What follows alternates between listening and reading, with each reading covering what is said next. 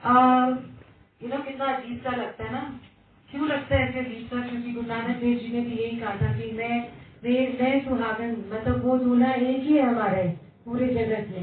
ये तो दुनियावी रिश्ते हैं। फिर वो पिछले जन्म में कोई और रिश्ता था, मतलब हमारा जो इस जन्म में पति है वो हमारा पिछले जन्म में भाई था।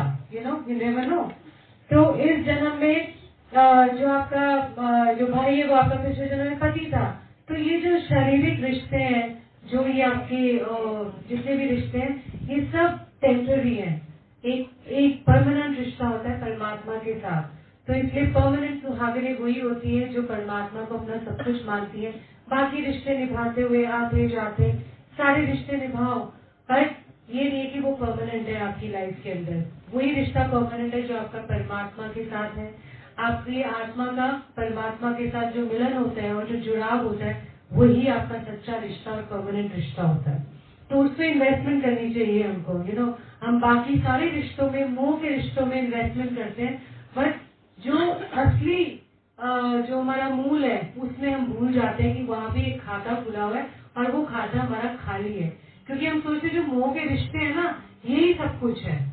तो गुरु जी कहा करते थे, जो जेडी तुम उसी पार्टियां करते हो अपने, शादी ब्याह की पार्टी, या जो भी आप पार्टीज करते हो, या सगन की, फिर बैसाखी की पार्टीज, लोहड़ी पार्टीज, कह रहे थोड़े नाल नहीं जान गया।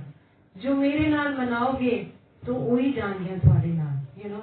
तो ये मत सोचो कि हाँ हम गुरु जी का काम कर रहे हैं, ये हो रहा है, ऐसा कुछ नहीं है। उनको अंग संग रख के पहले वो, जैसे कहते हैं ना, पहले आप, फिर बाकी सब अपने आप कागज समझते जाते हैं। और ये मत सोचना कि गुरुजी यहाँ नहीं है या गुरुजी आप सबको देख नहीं रहे हैं। बिल्कुल एक एक जने का पता है उनको, एक एक सोल का पता है कि वो अपनी जिंदगी में क्या क्या कर रही है। मैं आपको इसका देती हूँ।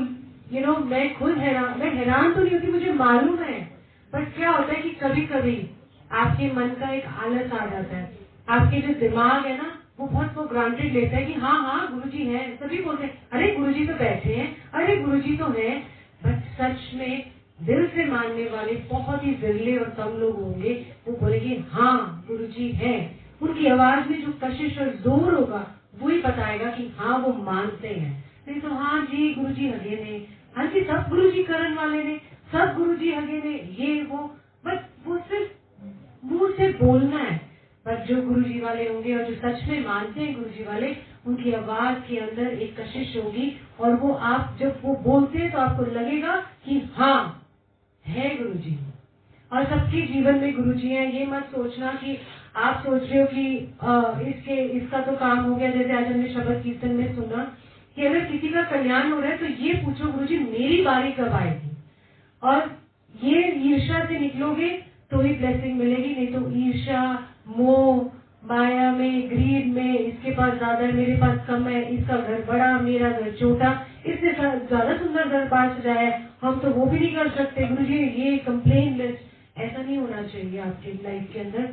क्योंकि हर इंसान अपने अपने कर्म भी लेके आया है, आपकी अपनी भक्ति है, आपकी अपनी अपनी एक रिपोर्ट कार्ड गुरुजी के पास है। आप क्या क्या करते हुए आए हैं कितने सारे जन्मों से, वो रिपोर्ट कार्ड गुरुजी के पास है। ना मेरे पास है, ना किसी की संगत की किसी के पास है। वो सब मालिक ही है जो बता सकता है कि कितना लेवल किसका क्या है। और जजमेंटल तो बिल्कुल भी नहीं होना। मैं आपको एक सत्संग सुनाऊंगी। मतलब कल मैं हैरान तो नहीं हूँ, हैरान तो हूँ मैं, क्योंकि गुरुजी की हर बात, हर जो उनका वचन है, हर चीज जो है ना, उसमें मुझे हैरानगी होती है। हैरानगी इसलिए कि वो मेरे की हम सारी, मैं आपको ये सत्संग इसलिए सुना रही हूँ, है मेरे लिए पर्सनल बहुत, बट इसलिए सुना रही हूँ कि गुरुजी हर पल हमको देख रहे हैं। और मैं बार बार जोर देती हूँ कि वो हमारा थॉट, हमारा विचार भी पढ़ते हैं। दुनिया में कोई नहीं पढ़ सकता जैसे वो पढ़ते हैं।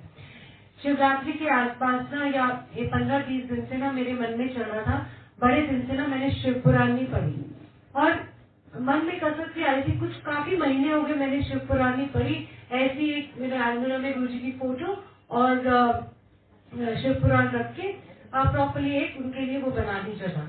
और वैसे हर रोज मतलब वैसे पढ़ा करती थी, काफी टाइम पढ़ती रही, मतलब वो तो उन्होंने ब्लेस करके दी, तो वो तो जितनी बार पढ़ो उतना कम है।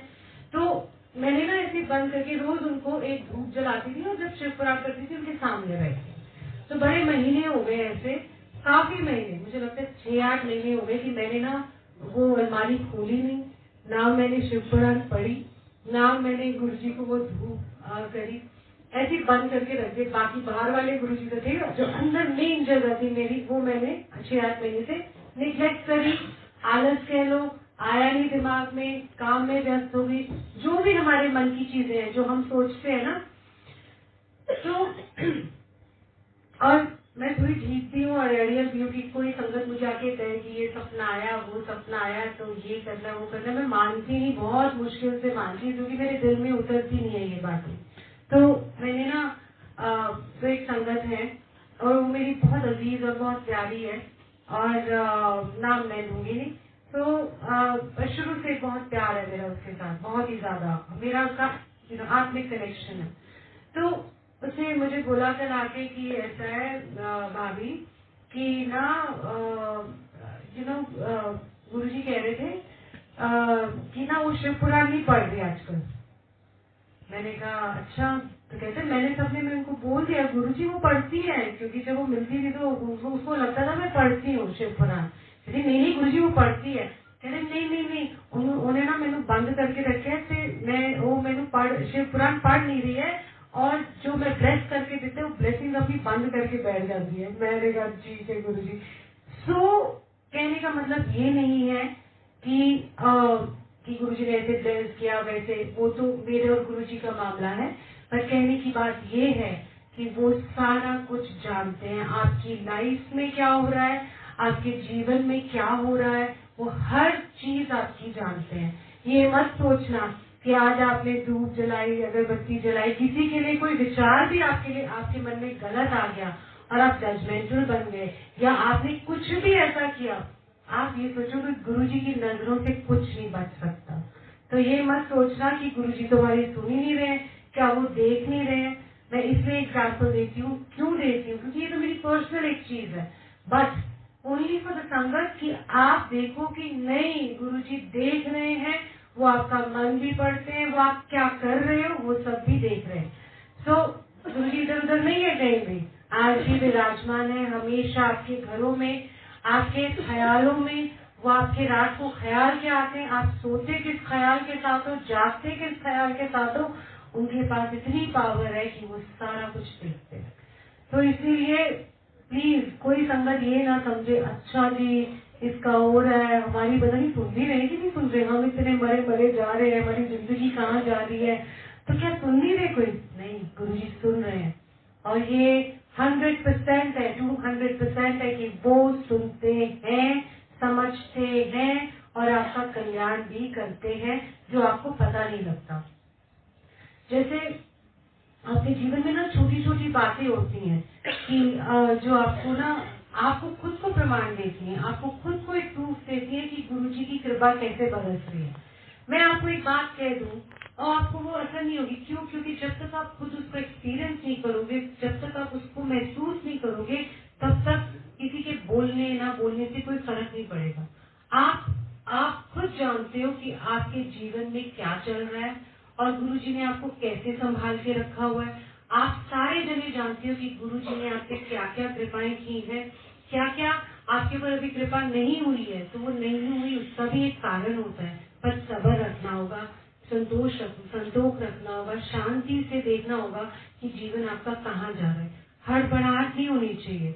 अगर कल को कोई काम नहीं हुआ आपका या कोई काम नहीं हुआ, तो इसका मतलब ये है कि वो गॉड गुरुजी मेरा तो कुछ हो ही नहीं रहा, हमारा क्या होगा, हमारा क्या होगा।